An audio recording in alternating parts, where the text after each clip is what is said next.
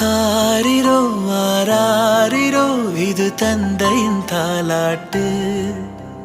பூமியே புதிதானதே இவள் மழலையின் மொழி கேட்டு.